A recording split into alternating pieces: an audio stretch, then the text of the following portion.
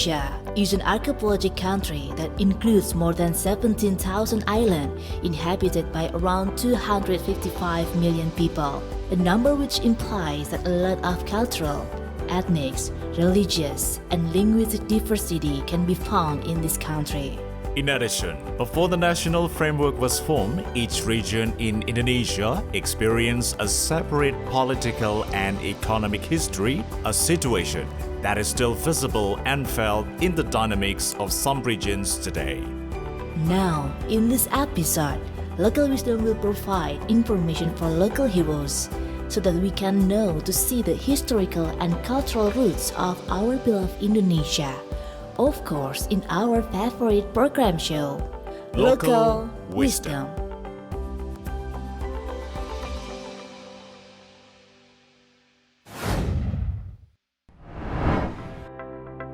Indonesia is an archipelagic country with diverse cultures, ethnicities, races, and regional languages, with so many ethnic groups. Several ethnic groups in Indonesia are dominant because they have a relatively large number.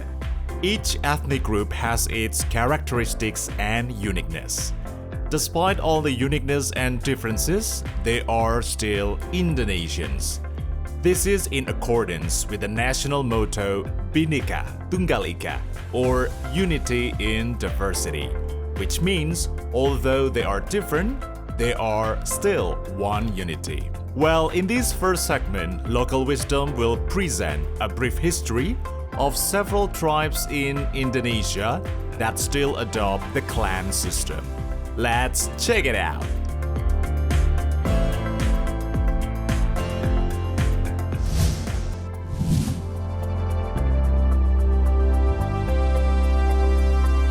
The first is the Batak Tribe. The Batak Tribe are the tribe that live around Lake Toba in North Sumatra. This tribe is spread in almost all areas of the province of North Sumatra. The ancestors of the Batak tribe came from the Proto-Malay groups. These groups come from South Asia. They migrated through the Malay Peninsula, then crossed to the island of Sumatra, and finally settled around Lake Toba. Batak people have a clan name indicating the origin of their descendants. Each clan has a distinctive name serving as a sign of kinship. Batak people follow the lineage from the father's side, or commonly called the patrilineal system, which automatically makes the clan's name derived from the father. Some examples of them are Ari Tonang from Batak Toba, Sembiring from Batak Karo, Tinambunan from Batak Pakpak, Simanjorang from Batak Simalungun, Siregar from Batak Angkola, and Batubara from Batak Mandailing. The number of existing Batak clans name is estimated at nearly 500 clans name. The meaning of clan name for Batak people is very important because it can determine a person's social status in society.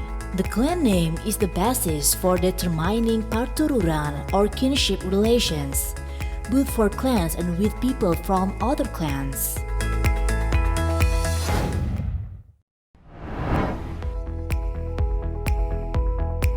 Next up is one of the famous seafarer tribes from Indonesia, the Bugis. Bugis people are originated from Deutero-Malay who came to Indonesia after the first wave of migration from the mainland Asia, precisely from Yunnan, and then spread to various areas in Southeast Asia. The word Bugis is derived from the word To Ugi, which means Bugis people. Ugi refers to the first king of the Cina Pamana Kingdom, La Satumbugi. The kingdom itself is now located in Wajo Regency. Like many other tribes in Indonesia, the Bugis tribe also used the clan name in naming a person. Before the Bugis tribe, the clan is used more as a determinant of whether someone is descended from nobles or just ordinary people. There are nobility titles in the Bugis society, including Andi, Aru, Bau, Daeng, Datu, Karaeng, Opu, La, Sombaya, entendre. As time goes by, the title Dang undergoes a change of meaning. Dang, which is actually a title for noblemen, now has some other meanings. It can be used to call older people or to indicate someone's profession. This kind of change is normal in human social and cultural life, which are dynamic. So it's not surprising that it will also shift the existing social values and system of the society.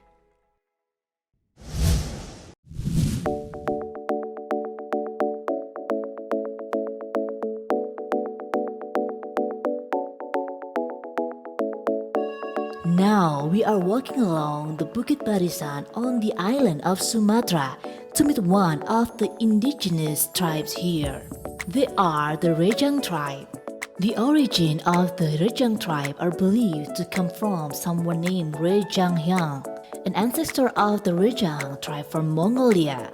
Rejang Hyang is believed to have settled in the Bengkulu region in 2090 BC, and together with his group, Rejang Hyang founded a village in the lower reach of the Getahun River before finally continuing along the river until he reached the Lebong district, which at the time was named Rena Sakalawi. Now they have spread and live around Bengkulu and South Sumatra provinces. Local heroes. In Rejang society, the clan's name division is done based on which subtribe a person belongs to. They call this subtribe as the big family. There are 4 big families among them, and they are also known as Petulai. It's predicted that the word Petu was absorbed from Malay language, which means door, while the word Lai is an original word of Rejang language, which means big. The 4 Patulai of the Rejang tribe includes Bermani, Jurungkala, Selupu, and Tubei. Patulai are the core of the social relation of the Rajang people. They are recognized as equal in customary law as fellow Nalkutai Jang or as fellow members of the Rejang tribe.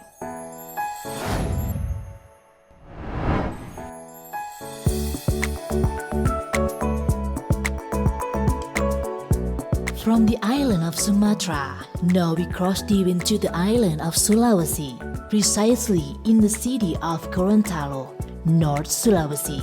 Here local heroes can meet the Bola Mangundo tribe.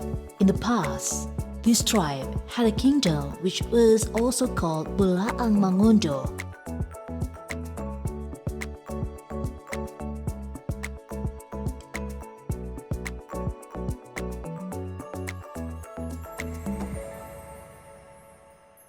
In Bola Mangundo tribe, genealogically, the use of clan's name is to show that they are the descendants of the blood heirs of the Mangundo kings or Mododatu.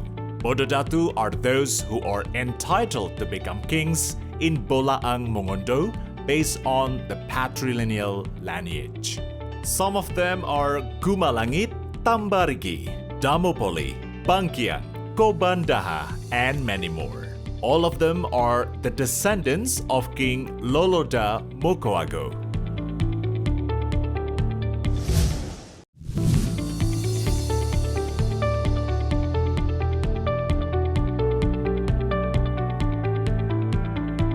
Finally, we have the Karo tribe from the Karo Highlands, which is the northern part of Sumatra.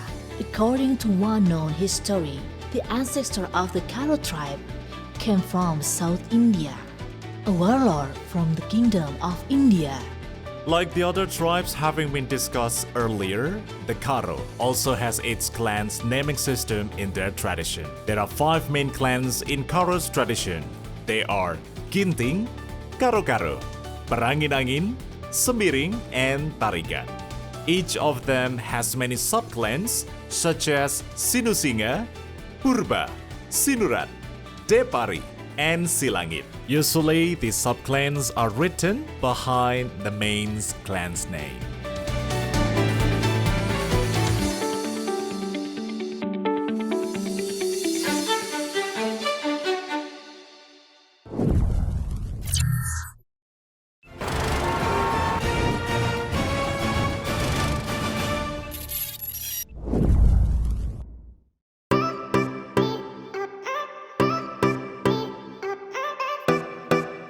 Humans always need other people to interact with each other.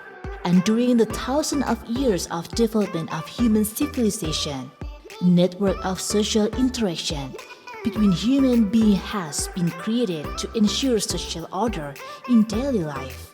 The social interaction network then form the environments such as family and social group.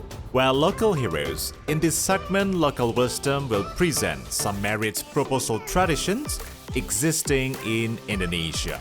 You must be curious, right? So stay tuned.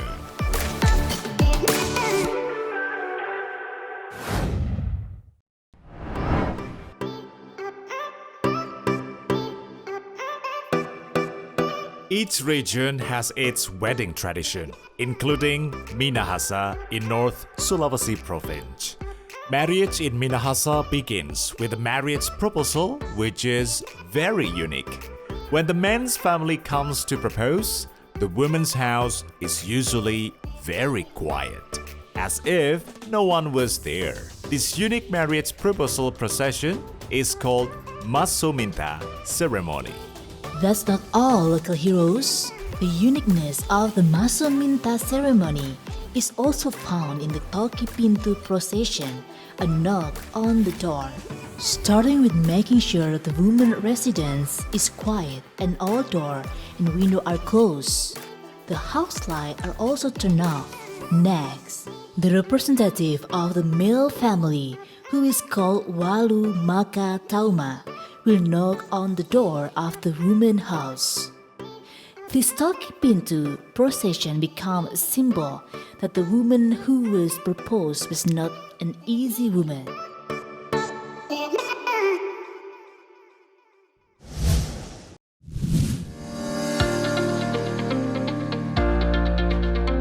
Local heroes, the wedding moment can be one of the most awaited moments everyone is waiting for. But what if the wedding takes place by kidnapping the bride? Scary, isn't it? But don't worry, this kidnapping is permitted and has been arranged by the local customary institution. The tradition of kidnapping the bride before marriage is owned by the Batak Tribe from Lombok Island, West Nusa Tenggara Province. Usually, it's done at night to avoid other men proposing the woman. It also must be kept as a secret among the woman's family to prevent disagreement from the other family members. Therefore, only a few people should know the kidnapping. The bride and groom-to-be, the other family members asked to help the procession. After a few days, the woman was hidden in the house of the male relative, and it was time for the male family to visit the woman's residence to inform them that their daughter had carried out a kidnapping marriage procession with her son. If the woman's family agree and the kidnapping marriage is carried out without any fuss, it means that the kidnapping marriage procession for the Sasak traditional marriage has been successfully carried out. And then the two families will hold a meeting to discuss the next wedding procession, which will also have to go through the stage both religiously and traditionally.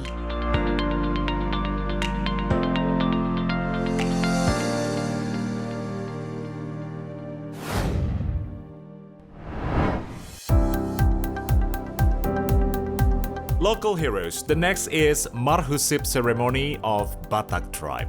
Mahusiv can be interpreted as whispering, as it's a secret conversation serving as a negotiation between the groom and the brides-to-be's representatives. Usually, the things discussed are about sinamot or the dowry, which should be kept as a secret from the public.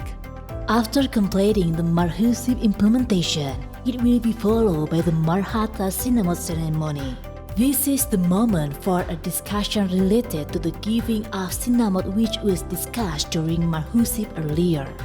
Marhata Sinamot is usually held after the distribution of jamban, or meat, for all relatives of the same clan for mother, father, son-in-law, and elders of Paribang.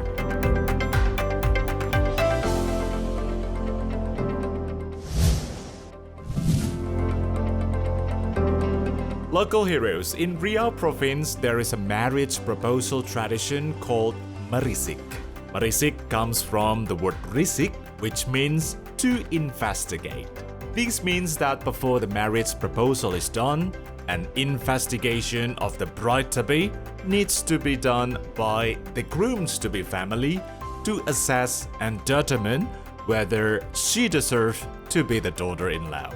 This activity is usually carried out by a middle-aged woman called tukang perisik. Her job is to secretly observe the face, appearance, and behavior of the bride-to-be. Marisik is also carried out to ensure that no other man has proposed to the woman, so that there is no fight over a woman by many men, so that kinship relations between fellow Malay are maintained properly. So beautiful and noble is the Malay custom to maintain good relation in life, which is good for us to imitate to our daily life.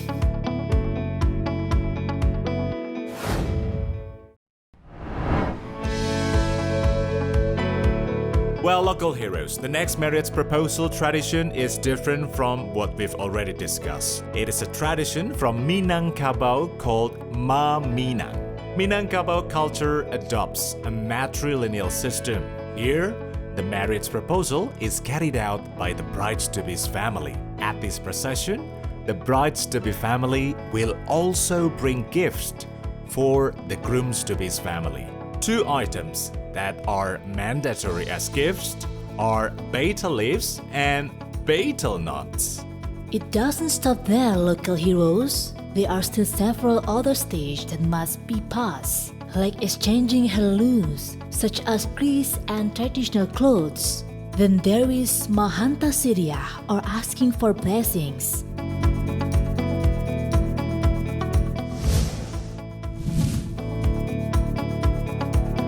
Okay, local heroes, don't go anywhere. In the next segment, there will be more exciting information. Stay with us on Local Wisdom.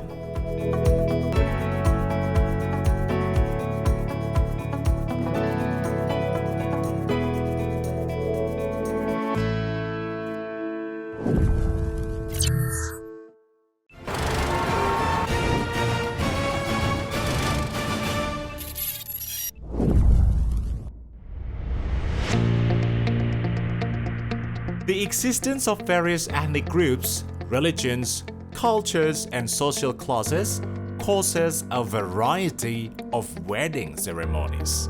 Therefore, people pay a great attention and think of every process thoroughly. The chain of human life is very long, starting from the womb and being born into the world, going through infancy and childhood, continuing into adolescence and adulthood, getting married and socializing the getting old, and finally returning to the Creator. Well, local heroes, to understand better how human beings welcome each period in their lives in each region with its customary and moral values, let's check the following information.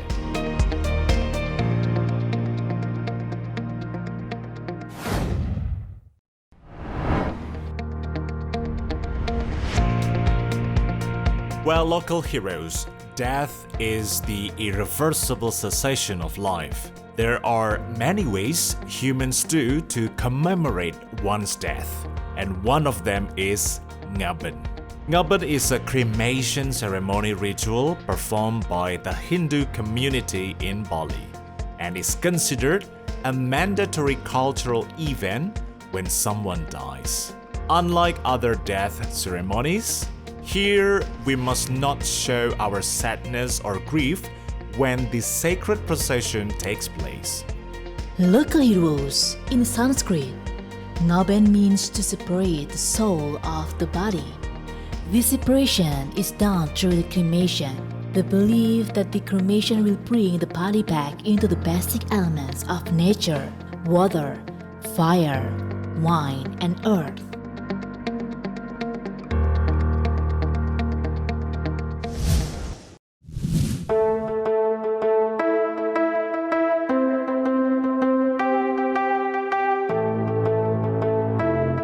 Well, I'm sure local heroes already know one of the largest tribes in Indonesia, which is rich in cultural diversity, the Javanese, the Datsiten.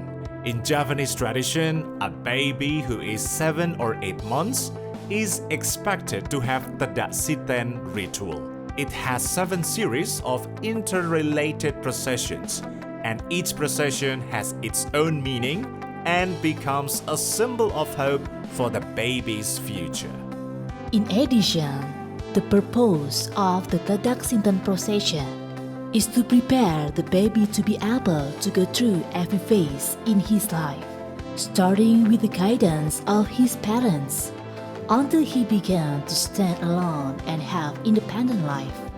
For Javanese ancestors in the past, this ceremony is a form of respect for the earth, which is the place where the baby stands during his life, so that he is always given blessing and help during life.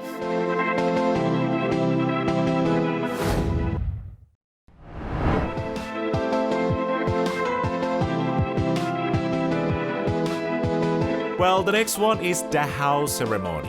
Dahau is a traditional ceremony for naming children from East Kalimantan. This ceremony is usually held by noble families or rich and respected families in the area. It is usually held on a large scale. The baby's family will invite Dayak people from various regions. Uniquely, the ceremony can last for a whole month. That's why only nobles and rich families hold this ceremony, because it will cost a lot.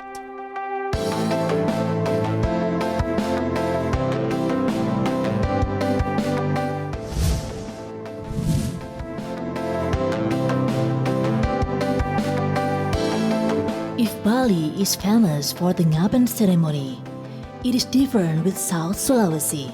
Toraja people here have their own funeral ceremony called Rambu Solo.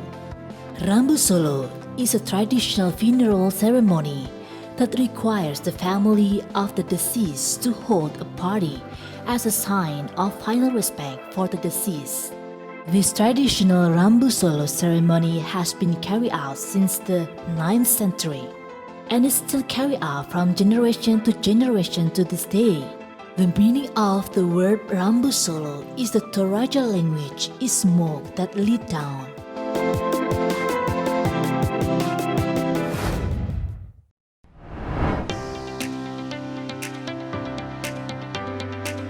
The next is an art performance that is often performed in various traditional activities in several areas in West Java.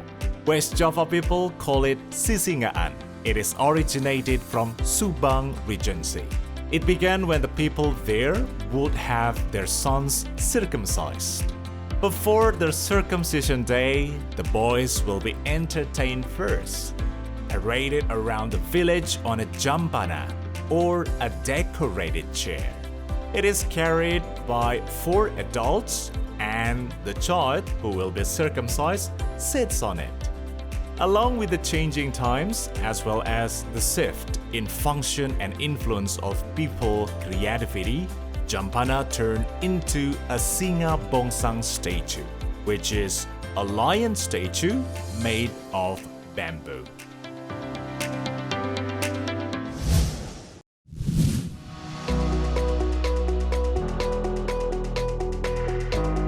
Indonesia is a rich country, a country with a million stories in it.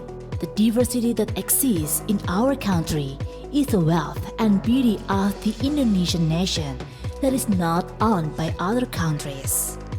Local heroes, I can't believe it's been 30 minutes we have accompanied you to explore new things in this episode. We'll see you again next week on the same channel. Stay on our favorite show, Local Wisdom.